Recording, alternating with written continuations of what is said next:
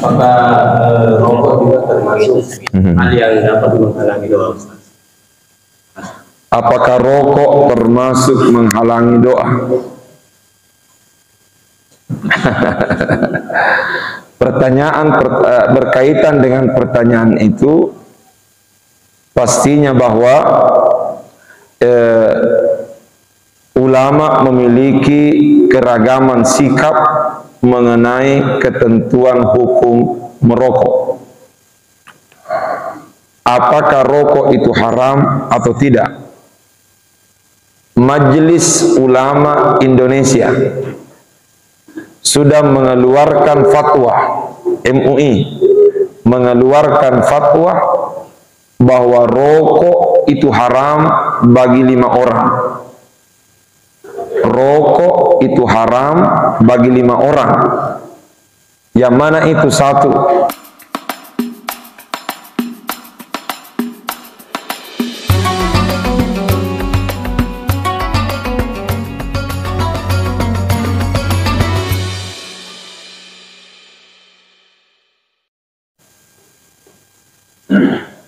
Assalamualaikum warahmatullahi wabarakatuh. Bismillahirrahmanirrahim. Alhamdulillahi rabbil alamin. Wassalatu wassalamu ala ashrafil anbiya'i wal mursalin, Sayyidina wa maulana Muhammad wa ala alihi wa ashabihi ajma'in, amma ba'du. Hadirin hadirat ma'asyiral muslimin rahimakumullah. Mengawali pengajian kita pada kesempatan kali ini, untuk lebih berkahnya, marilah kita awali dengan bersama-sama membacakan suratul Fatihah kepada Nabiullah Muhammad sallallahu alaihi wasallam, kepada kedua orang tua kita masing-masing, kepada seluruh guru-guru yang pernah mengajar dan mendidik kita, kepada seluruh ulama dimanapun mereka berada. Al-Fatihah. A'udzu billahi minasy syaithanir rajim. Bismillahirrahmanirrahim. Alhamdulillahi rabbil alamin. Ar-Rahmanir Rahim, Maliki yaumiddin. Iyyaka na'budu wa iyyaka nasta'in. Ihdinas siratal mustaqim. Siratal ladzina an'amta 'alaihim ghairil maghdubi 'alaihim waladdallin. Amin. Hadirin ma'asyiral muslimin rahimakumullah. Pada kesempatan kali ini, marilah kita merenungi salah satu firman Allah Subhanahu wa ta'ala yang disebutkan di dalam Al-Quran, tepatnya dalam suratul Baqarah ayat 168. Saya ulangi, suratul Baqarah 168, di mana Allah Subhanahu wa ta'ala berfirman, A'udzu billahi minasy syaithanir rajim. Ya ayyuhan nas, kulu mimma fil ardi halalan thayyiban wa la tattabi'u khutuwatis syaitan innahu lakum aduwwum mubin. Kata Allah, ya ayyuhan nas, wahai sekalian manusia, kulu mimma fil ardi halalan thayyiban, makanlah dari apa yang ada di muka bumi ini. Ketentuannya ada 2, halalan thayyiban, makanlah yang halal dan makanlah yang baik. Halalan thayyiban, halal dan baik. Wala tattabi'u khutuwatis syaitan, dan janganlah kalian mengikuti langkah-langkah syaitan. innahu lakum aduwwum mubin, karena sesungguhnya setan itu adalah musuh yang nyata bagi kalian. Dari ayat yang singkat ini kita bisa mengambil sekian banyak pelajaran. Di antaranya yang pertama, ayat ini mengingatkan kepada kita semua berkaitan dengan makanan. Ada dua hal yang perlu diperhatikan. Apa itu?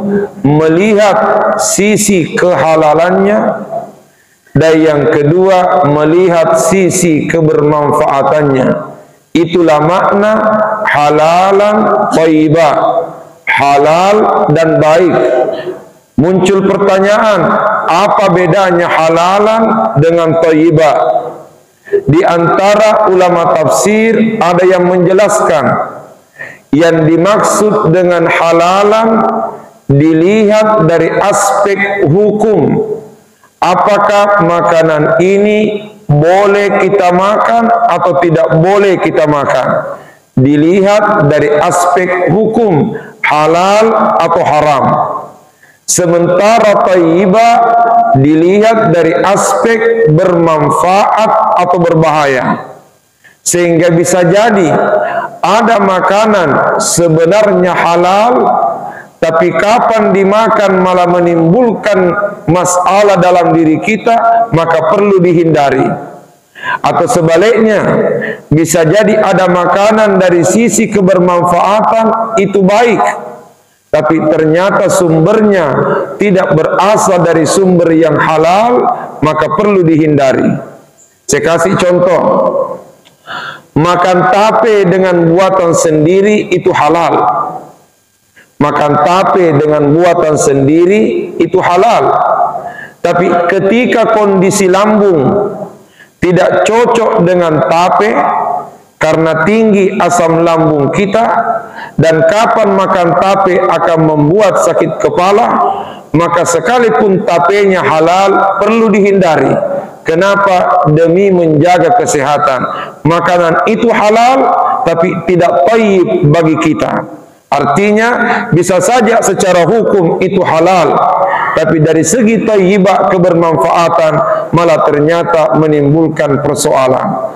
Dari sinilah kita juga perlu melihat bahwa dalam mengkonsumsi sesuatu kita tidak hanya melihat boleh atau tidaknya. Kita tidak hanya melihat halal atau haramnya, tapi lebih daripada itu yang tak kalah penting adalah apakah yang saya nikmati ini bermanfaat atau tidak dalam diri saya. Itulah makna halalan thayyibah. Kemudian selanjutnya, lanjutan ayat mengatakan wala tattabi'u khutuwatis syaitan. Janganlah kalian mengikuti langkah-langkah syaitan. Yang menjadi pertanyaan, yang mana yang disebut setan? Pertanyaan, yang mana yang disebut setan? Ternyata kata ulama, syaitan itu sebenarnya tidak dilihat dari jenis makhluk. Karena jenis makhluk ini ada manusia, ada jin. Sementara setan bukan jenis makhluk, tapi setan adalah sifatnya makhluk. Saya ulangi, makhluk, jenis makhluk ada dua, manusia dan jin. Jenis makhluk manusia dan jin. Adapun setan bukan jenis makhluk, tapi setan adalah sifat makhluk. Sehingga bisa jadi ada manusia dari sisi jenis dia adalah manusia, tapi dari sisi sifat ternyata sifat setan. Itulah sebabnya Al-Quran mengatakan minal jinnati wan nas. Surah An-Nas mengatakan termasuk setan itu minal jinnati wan nas. Ada setan dari kalangan bangsa jin, ada juga setan dari kalangan bangsa manusia. Karenanya setan bukan jenis makhluk, tapi setan adalah sifat makhluk. Sekarang yang menjadi tanda tanya, yang mana yang disebut sifat syaitan? Ternyata ulama mengatakan yang disebut syaitan makna dasarnya adalah sesuatu yang jauh dan menjauhkan kita dari Allah. Sesuatu yang jauh dan menjauhkan kita dari Allah. Saya ulangi, syaitan dari segi bahasa memiliki makna sesuatu yang jauh dan menjauhkan kita dari Allah. Sehingga apapun itu, siapapun itu, bagaimanapun itu, kalau membuat kita jauh dari Allah, sebenarnya itulah setan. Jadi saya ulangi, syaitan bukan jenis makhluk, tapi syaitan adalah sifat makhluk. Apapun yang membuat kita jauh dari Allah, maka itu sebenarnya syaitan. Dari sinilah wala tattabi'u khutuwati syaitan. Jangan mengikuti langkah-langkah syaitan. Mengapa? Innahu lakum aduwwum mubin. Karena syaitan itu adalah musuh yang nyata bagi kalian. Disebutkan dalam salah satu riwayat sebagaimana yang disampaikan oleh Al-Imam Ibnu Mardawai, riwayat dari Abdullah Ibnu Abbas radhiyallahu anhu, salah seorang sepupunya Nabi sekaligus sahabatnya Rasulullah sallallahu alaihi wasallam, Abdullah Ibnu Abbas. Beliau bercerita bahwa suatu saat Nabi pernah duduk bersama dengan para sahabat. Tiba-tiba ada yang membaca ayat Al-Quran, membaca suratul Baqarah ayat 168. Ya ayyuhan nas kulu mimma fil ardi halalan thayyibah. Wahai sekalian manusia, makanlah dari apa yang ada di muka bumi ini halalan thayyibah. Ketika ayat ini dibacakan, faqama Sa'd bin Abi Waqqas, salah seorang sahabat Nabi yang bernama Sa'ad ibnu Abi Waqqas, beliau berdiri. Sa'ad ibnu Abi Waqqas berdiri ketika mendengarkan ayat ini dibaca. Faqala, lalu beliau berkata kepada Nabi, ya Rasulullah, ud'ullaha ayyaj'alani mustajabat da'wah. Wahai Rasulullah, doakan aku kepada Allah agar saya dijadikan orang yang mustajab doanya. Jadi Sa'ad ibni Abi Waqqas ketika mendengarkan ayat ini dibaca, beliau langsung berkata kepada Nabi, ya Rasulullah, ud'ullaha ayyaj'alani mustajabat da'wah. Wahai Rasulullah, doakan aku kepada Allah agar saya dijadikan orang yang mustajab doanya. Artinya semoga doaku mudah dikabulkan oleh Allah. Ternyata yang menjadi pertanyaan, apa yang dilakukan Nabi waktu itu? Ternyata Nabi tidak langsung mendoakan Sa'ad ibni Abi Waqqas, tapi Nabi memberikan kunci kepada Ibnu Abi Waqqas, kunci agar doa mudah dikabulkan oleh Allah. Pertanyaan, apa kuncinya? Kata Nabi, ya Sa'ad, wahai Sa'ad, atib mat'amaka, bersihkan makananmu, sucikan makananmu, takun mustajabah da'wah, niscaya engkau akan menjadi orang yang mustajab doanya. Nabi mengatakan, ya Sa'ad, wahai Sa'ad, atib mat'amaka, sucikan makananmu, bersihkan makananmu, takun mustajabah da'wah, niscaya engkau akan menjadi orang yang mustajab doanya. Walladzi nafsu Muhammadin biyadih, Nabi bersumpah dengan mengatakan, demi Allah yang jiwa Muhammad berada dalam genggamannya, innar rajula la yakfiful luqmatal harama fi jawfihi, sesungguhnya seseorang memasukkan sesuap makanan haram ke dalam kerongkongannya, memasukkan sesuap makanan haram ke dalam tenggorokannya, ma yutaqabbalu minhu arba'ina yauman, maka doanya tidak akan diterima selama 40 hari. Kata Nabi, demi Allah yang jiwanya Muhammad berada dalam genggamannya, seseorang memasukkan sesuap makanan haram, memasukkan sesuap makanan haram ke dalam tenggorokannya, lam yutaqabbalu minhu arba'ina yauman, maka doanya tidak akan diterima selama 40 hari. Sesuap makanan haram menjadi sebab doa tidak diterima selama 40 hari. Bagaimana lagi dengan kenyataan Indonesia hari ini? Bukan lagi sesuap nasi, tapi sudah lebih 900 triliun. Ya. Tiga roh kasus Pertamina. Jangankan 2 sendok, jangankan 2 piring, jangankan 3 piring, sesuap makanan haram yang dimasukkan di dalam tenggorokan itu bisa menjadi sebab doa kita tidak dikabulkan oleh Allah. Wa ayyuma 'abdin nabata lahmuhu minas suhti war riba fannaru aula bih. Kata Nabi, siapapun orangnya ketika dagingnya lahir, dagingnya tumbuh dari makanan haram dan hasil riba, fannaru aula bih, maka neraka lebih pantas baginya. Hadirin yang dimuliakan Allah, dari kisah Sa'ad ibni Waqqas dan jawaban yang disampaikan oleh Nabi kepadanya, kita bisa mengambil setidaknya 2 pelajaran. Pertama, pentingnya berdoa kepada Allah. Pertama, pentingnya berdoa.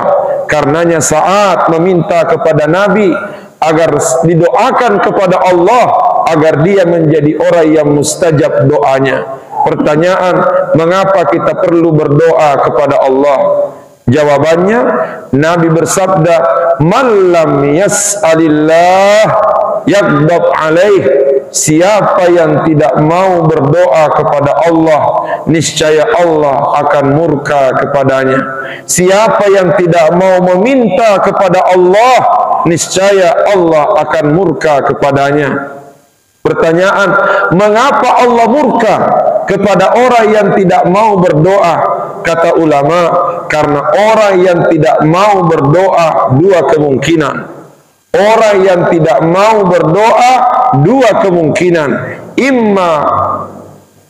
Imma khalitan, imma qanitan, wa imma mutakabbiran. Kata ulama, 2 sebab orang tidak berdoa kepada Allah, imma qanitan wa imma mutakabbiran.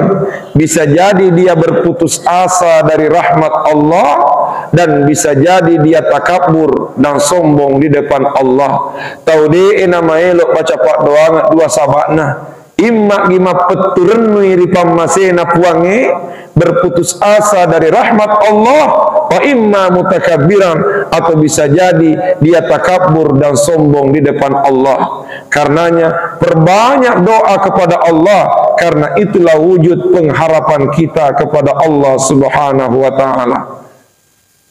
Jangankan kita sebagai manusia biasa, di dalam Al-Quran, tepatnya dalam surah Maryam, Allah menceritakan kepada kita kisahnya Nabi Zakaria. Kaf ha ya ain sad, zikru rahmati rabbika abdahu Zakaria. Ingatlah kisahnya Nabi Zakaria ketika beliau terus berdoa kepada Allah agar diberikan keturunan oleh Allah. Karena faktanya Nabi Zakaria sudah puluhan tahun menikah dengan istrinya, namun tak kunjung diberikan keturunan oleh Allah. Sampai-sampai Al-Quran bercerita Nabi Zakaria sudah mencapai usia tua, Nabi Zakaria sudah mencapai usia kakek-kakek. Kenapa? Karena diceritakan bahwa semua rambutnya sudah putih. Kemudian istrinya pun juga monofaus. Dengan kata lain, logika medis tidak memungkinkan lagi melahirkan seorang anak. Tapi Nabi Zakaria di dalam Al-Quran disebutkan tidak pernah berhenti berdoa kepada Allah. Secara logika, secara medis tidak mungkin lagi melahirkan anak. Tapi Nabi Zakaria tidak pernah berputus asa dari rahmat Allah. Karenanya beliau terus berdoa agar diberikan keturunan oleh Allah, dan doanya diabadikan dalam Al-Quran. Doanya Nabi Zakaria, Rabbi habli, kalau Rabbi habli minas salihin, doanya Nabi Ibrahim, Rabbi habli min ladunka dzurriyyatan thayyibah innaka sami'ud du'a. Kata beliau, Rabbi habli, ya Allah, anugerahkanlah kepadaku min ladunka dzurriyyatan thayyibah, dari sisimu keturunan yang baik. Innaka sami'ud du'a, engkaulah Tuhan yang maha mendengarkan doa. Ternyata seiring berdoanya Nabi Zakaria, tiba-tiba datang jawaban dari Allah Subhanahu wa taala, ya Zakaria, inna nubashshiruka bi gulamin ismuhu Yahya lam naj'al lahu min qablu samia. Wahai Zakaria, bergembiralah karena engkau akan melahirkan seorang anak yang bernama Nabi Yahya alaihi salam. Lahirlah Nabi Yahya dari rahim istrinya Nabi Zakaria. Di saat Nabi Zakaria sudah kakek-kakek dan istrinya sudah monofaus. Bahkan ada yang mengatakan istrinya Nabi Zakaria bukan hanya monofaus, tapi dia termasuk perempuan yang mandul. Tapi Nabi Zakaria mengajari kita sebuah keyakinan, jangan pernah berputus asa dari rahmat Allah Subhanahu wa taala. Di situ menunjukkan pentingnya berdoa kepada Allah. Untun Nabi Zakaria tidak berasal dari Nabire. Andai kata Nabi Zakaria dari Nabire, nenek-nenek nih, pajatoni mak darah benena, tiba-tiba hamil, agak ngarik cerita anak kampungnya. Andai kata ada di Nabire, sudah kakek-kakek suaminya, istrinya sudah nenek-nenek, tiba-tiba kuasa Allah dia hamil, saya tidak tahu apa yang akan terjadi di Nabire ini. Mungkin cerita sana sini bermunculan. Maka ada tiga ngari boleh makan reguru. Hadirin yang dimuliakan Allah, pelajaran yang kedua yang bisa diambil dari kisahnya Sa'ad ibni Abi Waqqas, ternyata kita diingatkan oleh Nabi bahwa dalam berdoa bukan hanya memanjatkan doa yang diperlukan, tapi yang tak kalah penting adalah memastikan makanan yang kita makan adalah makanan yang halal, karena ternyata makanan haram bisa menjadi sebab doa kita tidak diterima oleh Allah Subhanahu wa taala. Orang tua kita dulu mungkin makanannya sederhana, tapi ternyata sekali berdoa langsung dikabulkan oleh Allah. Mungkin yang dibaca hanya suratul Fatihah, tapi ternyata doanya dikabulkan oleh Allah. Sementara kita hari ini mungkin sudah habis dibaca suratul Baqarah, tapi ternyata doa tak kunjung dikabulkan. Pertanyaan, apa bedanya? Dikarenakan mungkin karena kesucian makanan yang kita makan. Karenanya hadirin yang dimuliakan Allah, semoga Ramadan kali ini mengajari kita untuk selalu memiliki semangat halalan thayyibah, semangat mengejar makanan halal dan makanan thayyibah, karena pada dasarnya itulah yang menjadi sebab doa kita akan diterima dan dikabulkan oleh Allah Subhanahu wa taala. Saya kira untuk sementara demikianlah pengajian kita pada kesempatan kali ini, dan sebelum kita tutup dengan pembacaan doa sambil menanti masuknya waktu syuruk untuk kita laksanakan salat isyraq, kami buka sesi tanya jawab. Apakah berkaitan dengan apa yang kami sampaikan atau di luar dari tema yang kami sampaikan, kami persilahkan. Adakah yang ingin bertanya? Ya, silahkan.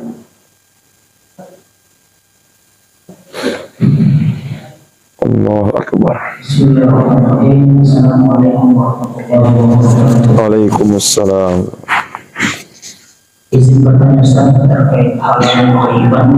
Sebagaimana yang kita ketahui, zaman sekarang itu banyak sekali makanan-makanan yang baru muncul.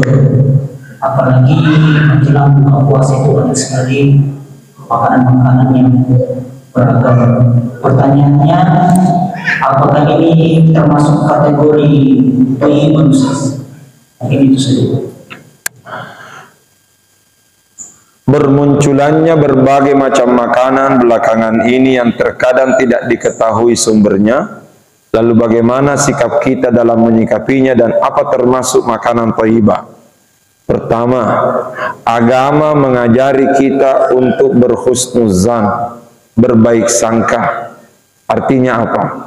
Selama tidak diketahui secara pasti sumber kehalalan dan keharamannya, selama tidak diketahui secara pasti, maka agama mengajarkan kita untuk berhusnuzan, berbaik sangka.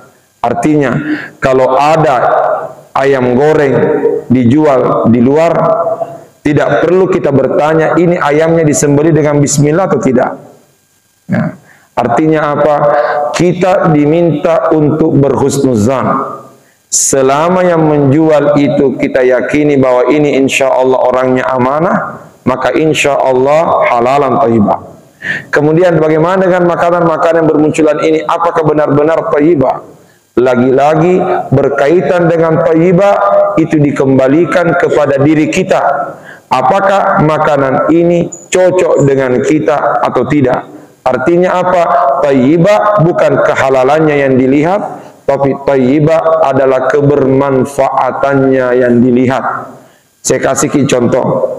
Setiap sore menjelang buka puasa, kita kumpul-kumpul di luar untuk buka puasa. Ternyata di antara menu favorit yang ada di meja di luar itu adalah jalang kote. Saya sudah 3 hari kita buka puasa, ternyata makanan favorit yang ada di luar jalang kote.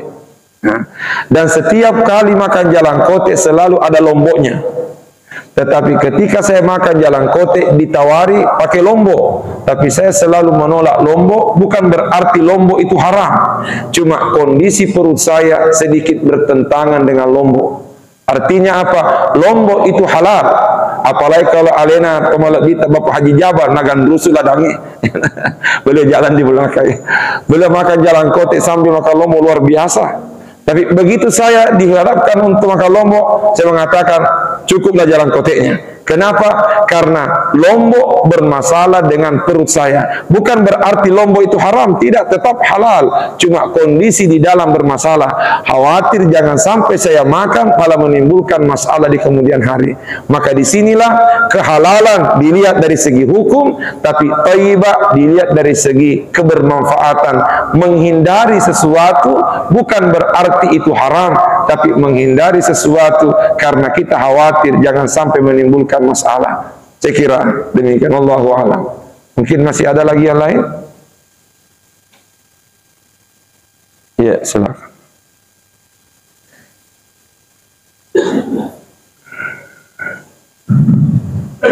Assalamualaikum warahmatullahi wabarakatuh. Wassalam.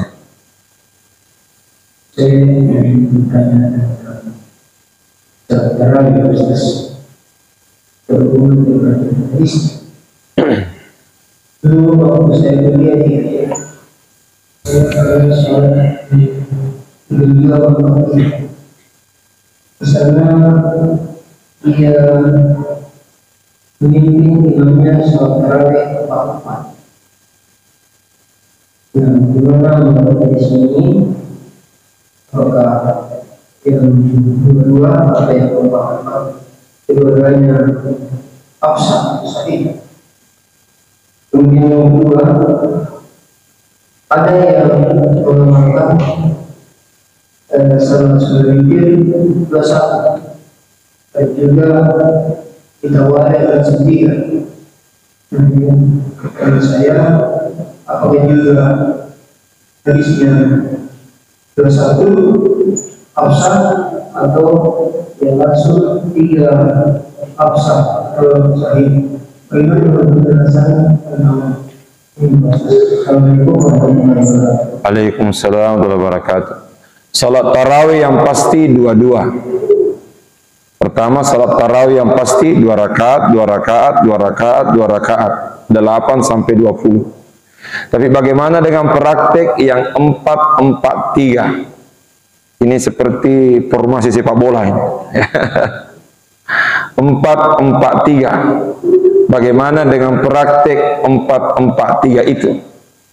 Sepanjang bacaan kami, ternyata kita menemukan bahwa formasi salat sunnah 4-4-3 itu adalah salah satu praktek salat witirnya Rasulullah.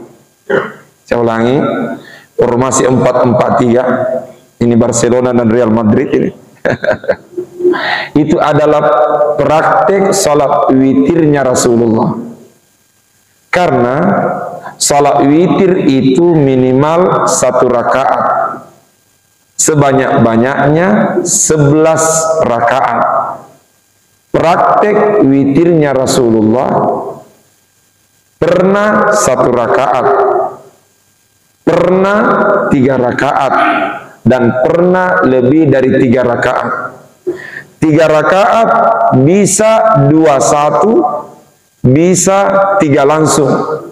Jadi kita tidak perlu bertanya yang mana lebih afdal, karena pastinya semuanya pernah dilakukan oleh Nabi. Sekarang kembali ke kita yang mana yang mau diikuti. Praktek di sini saya lihat di masjid kita adalah 3 langsung. Itulah yang kita laksanakan. Kalaupun ada yang ingin melaksanakan 2-1, silahkan, karena itu juga baik. Saya secara pribadi kalau saya salat witir, secara pribadi kalau salat witir sendiri, maka prakteknya 2-1. Tapi bukan berarti salah kalau 3 langsung. Di sini kita salat witir 3 langsung. Kenapa? Karena inilah kebiasaan di masjid ini. Semuanya pernah dipraktekkan oleh Nabi. Dan Nabi pernah salat witir 4 rakaat langsung, 4 rakaat langsung, baru 3 rakaat kemudian. Jadi 4-4-3. Itulah yang kami temukan mengenai formasi salat sunnah di malam hari 4-4-3. Apakah itu salat tarawih? Dalam hadis Nabi tidak kita temukan istilah salat tarawih.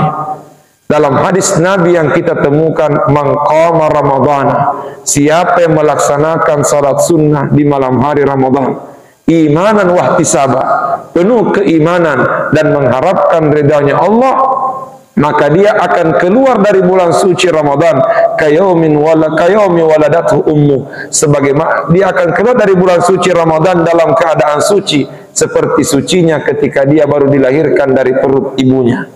Hadis Nabi tidak menyebut salat tarawih, tapi hadis Nabi menyebut qiyamul Ramadan, salat sunnah di malam hari Ramadan. Artinya salat apapun, salat sunnah apapun yang dilaksanakan di malam hari Ramadan, maka itu termasuk qiyamul Ramadan. Saya ulangi, salat sunnah apapun yang dilaksanakan di malam hari Ramadan, maka itu termasuk qiyamul Ramadan. Hanya saja secara khusus ulama mengatakan ada salat sunnah secara khusus yang kemudian hari dikenal dengan nama tarawih. Sebenarnya tarawih itu praktiknya 2-2-2-2. Dari mana dalilnya? Salatul laili masna masna. Salat sunnah di malam hari itu sebenarnya 2 rakaat, 2 rakaat, 2 rakaat. Tapi kalau ada yang mempraktikkan 4-4-3, kita jangan langsung menyalahkan bahwa tidak ada dalilnya. Kenapa? Karena kita menemukan bahwa pernah Nabi melaksanakan salat witir 4-4-3. Jadi formasi 4-4-3. Coba yang jadi persoalan, ada yang memahami hadis witir dijadikan hadis tarawih. Ya, karenanya 4-4-3 diniatkan sebagai salat tarawih. Padahal praktiknya itu adalah salat witirnya Nabi pernah 4-4-3. Kemudian bagaimana dengan sholat witir 21 atau 3 langsung? Jawabannya semuanya pernah dilakukan oleh Nabi. Karenanya yang mana yang baik dikembalikan kepada kondisi kita dan kebiasaan kita. Ketika kebiasaannya 3 langsung, itulah yang kita laksanakan. Kalau kebiasaannya 21, itulah yang kita laksanakan. Sehingga jangan sampai kita mengatakan 21 lebih afdal, lalu kita masuk ke dalam satu masjid yang sudah membiasakan 3 langsung kita mencoba untuk merubah kebiasaan itu, jangan sampai menimbulkan masalah di tengah masyarakat. Karenanya dikembalikan kepada kebiasaan kita. Saya kira demikian. Allahu a'lam. Mungkin masih ada lagi yang lain?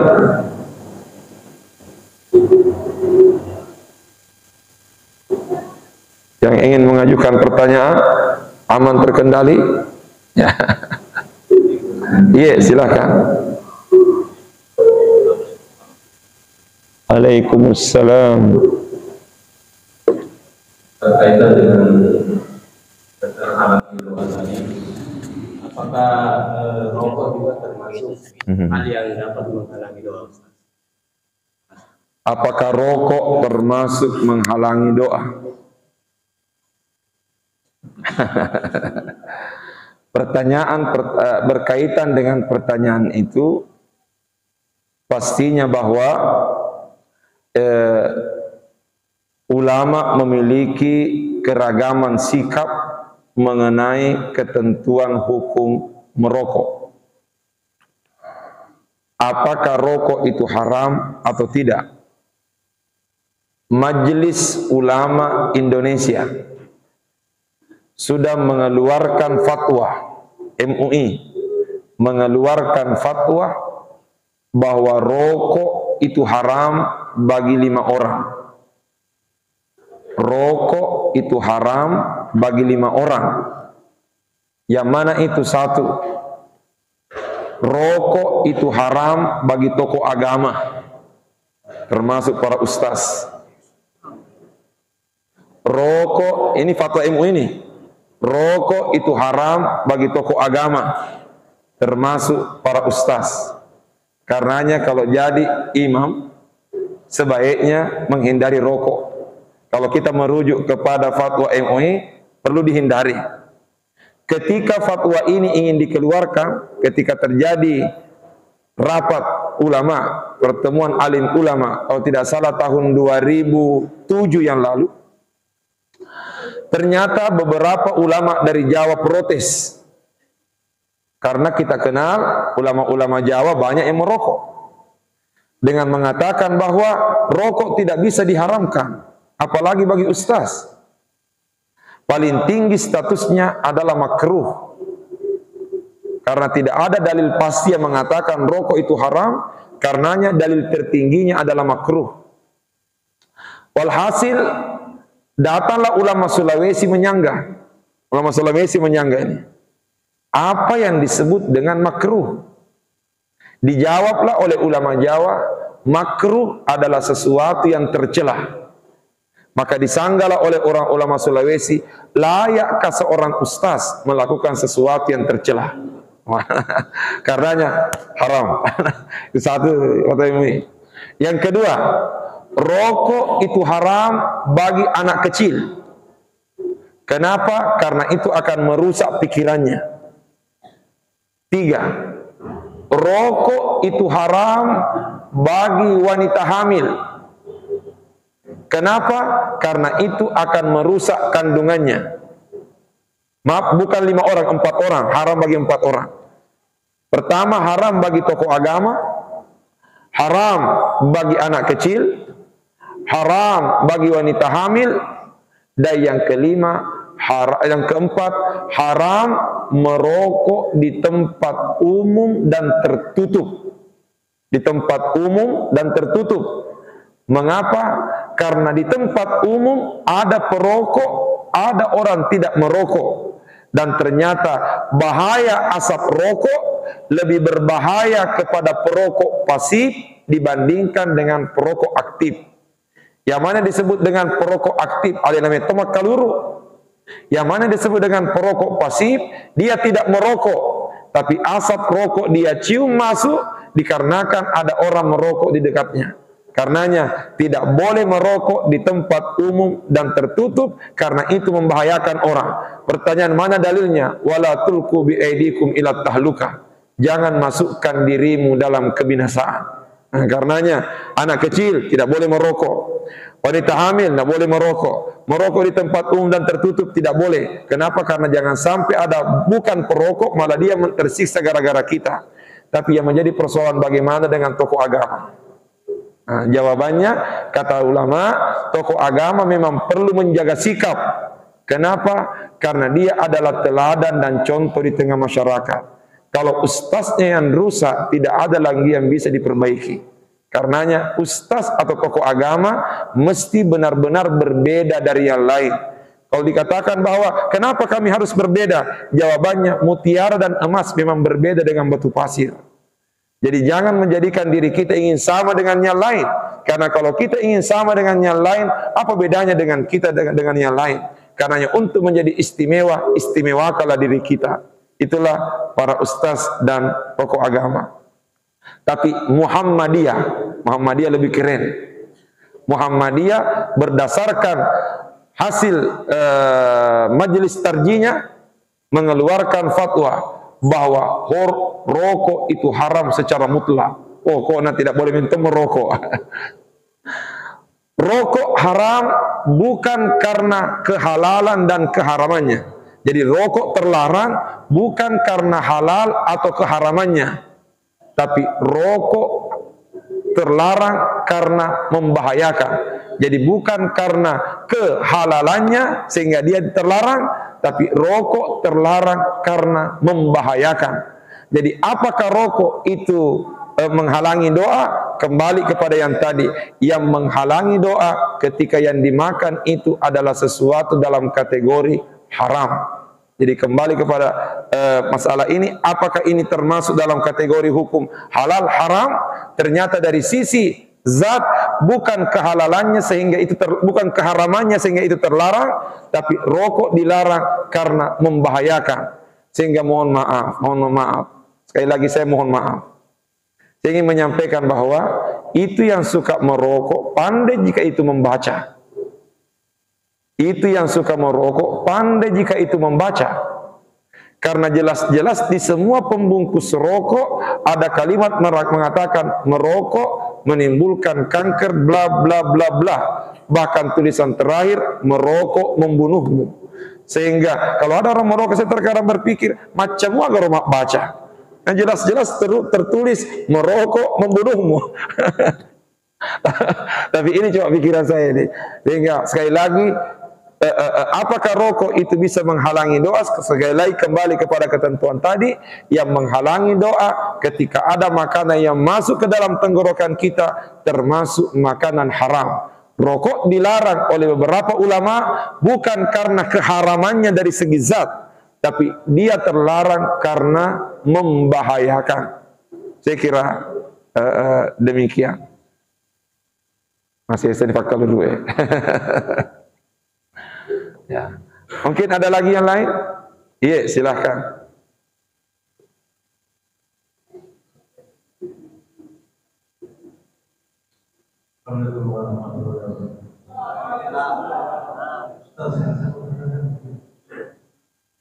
Bagaimana saja kalau para itu sudah masuk dalam kita, bagaimana cara berpikirnya?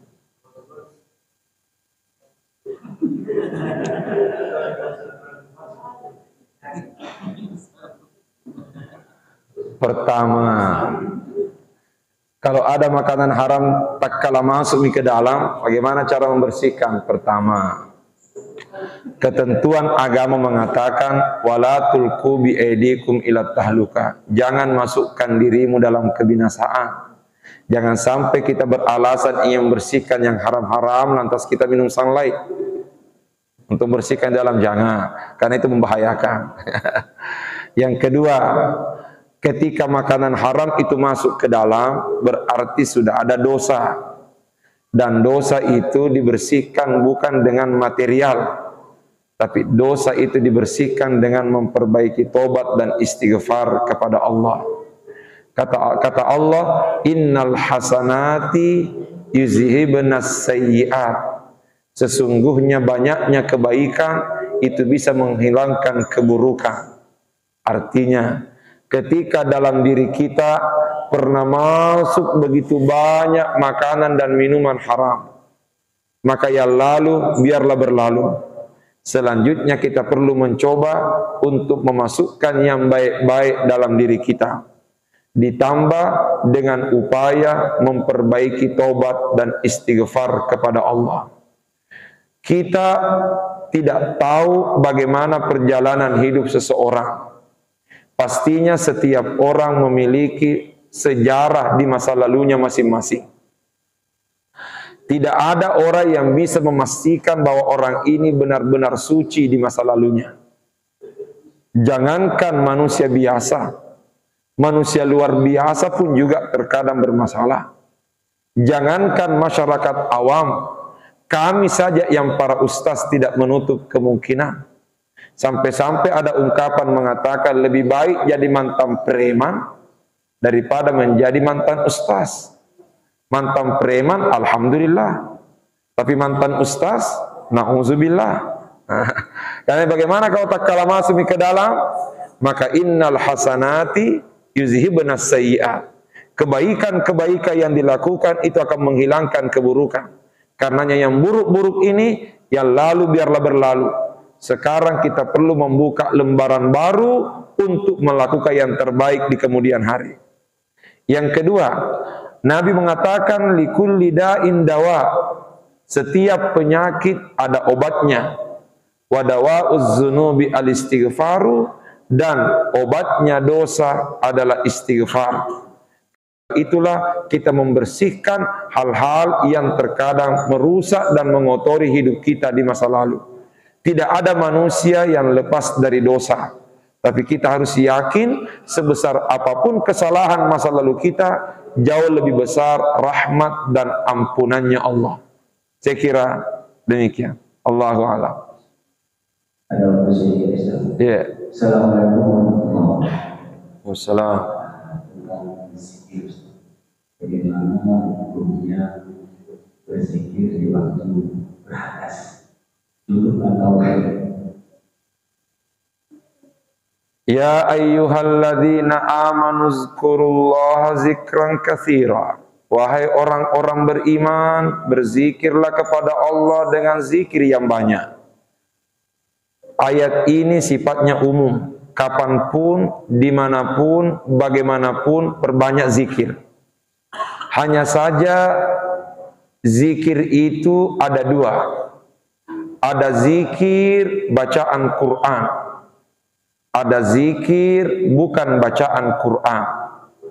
Ulama mengatakan, bagaimanapun kondisi kita, siapapun kita, dimanapun kita, kapanpun kita, perbanyak zikir. Hanya saja ketika zikir itu adalah bacaan Al-Quran, di sini ada aturan. Karena Al-Quran adalah kalamullah, firman Allah yang maha suci, maka bacaan Quran harus dijaga kesuciannya. Sehingga ketika kita berada dalam kondisi berhadas besar, apakah junub, apakah haid atau nifas, maka ketika kita berhadas besar, maka jangan membaca ayat Al-Quran.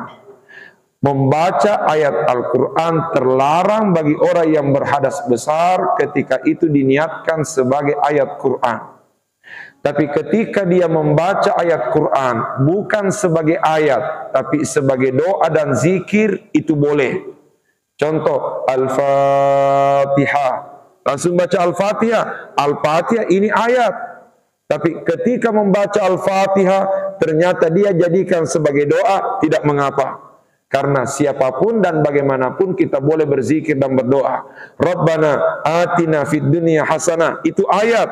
Tapi ketika dibaca Rabbana atina fid dunya hasanah sebagai doa dan zikir, boleh.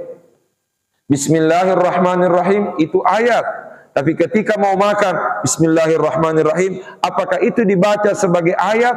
Kalau dibaca sebagai ayat bagi orang berhadas, tidak boleh. Tapi ketika dibaca Bismillahirrahmanirrahim sebagai zikir, maka itu boleh.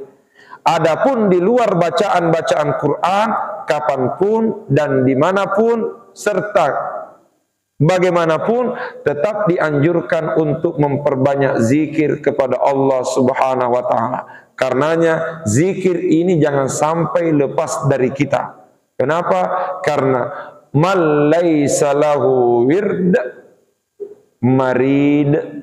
Kata ulama, man laisa lahu wird marid. Siapa yang tidak punya wirid, maka khawatir dia bisa celaka. Man laisa lahu wird marid. Siapa yang tidak punya wirid, artinya tidak punya zikir, marid, maka khawatir dia menjadi orang yang celaka. Karenanya agar kita bisa selamat dan diselamatkan oleh Allah, istiqamahkan untuk berzikir kepada Allah. Cuma bagaimana kalau orang berhadas besar? Itu tadi, zikir ada dua, ada bacaan Quran, ada bukan bacaan Quran. Kalau bukan bacaan Quran, bebas. Adapun yang bacaan Quran ketika berhadas besar di situ terlarang. Kalau dibaca sebagai bacaan Quran, tapi kalau dibaca bukan sebagai ayat tapi dibaca sebagai zikir, maka itu boleh-boleh saja. Saya kira demikian dan mudah-mudahan Allah Subhanahu wa taala senantiasa menjaga dan melindungi kita semua. Allahu a'lam bissawab. A'udzubillahi minasyaitonir rajim. Bismillahirrahmanirrahim. Alhamdulillahi rabbil alamin. Allahumma salli ala sayyidina Muhammad wa ala alihi wa sahbihi wa sallim.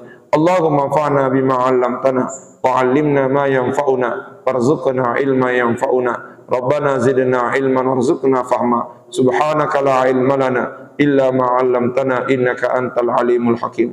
Rabbana qina adzabannar. Sallallahu ala sayyidina Muhammad wa ala alihi wa sahbihi wasallam. Walhamdulillahi rabbil alamin. Al-Fatihah.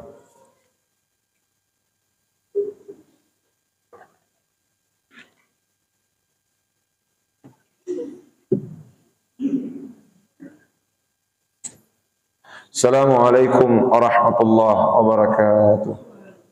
Salatul isyraq jami'atan rahimakumullah.